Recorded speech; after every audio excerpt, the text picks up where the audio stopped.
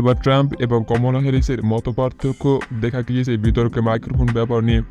প্রাক্তন president Donald Trump এবং vice president কমলা Harris আগামী মাসের সম্ভাব্য বিতর্কের জন্য প্রস্তুতি নিচ্ছেন, যেখানে মাইক্রোফোন ব্যবহার নিয়ে তাদের প্রচার শিবিরের মধ্যে মতপার্থক্য দেখা গিয়েছে।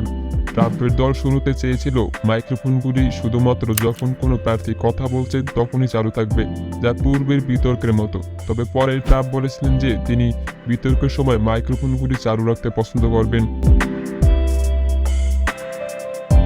অন্যদিকে হ্যারিসের প্রচার শিবির উভয় প্রার্থীর জন্য পুরো বিতর্কের সময় মাইক্রোফোনগুলি চালু রাখার অনুরোধ করেছে, যা পূর্বে তাদের নীতির সঙ্গে বিপরীত, যেখানে তারা অন্য প্রার্থী কথা বলার সময় মাইক্রোফোন বন্ধ রাখার পক্ষে ছিল।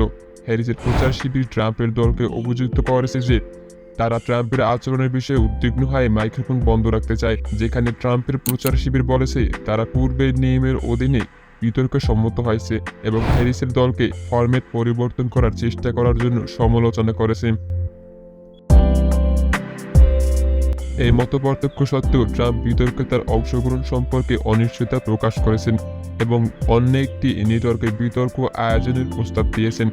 উভয় প্রার্থী বিতর্কের প্রস্তুতি নিচ্ছেন,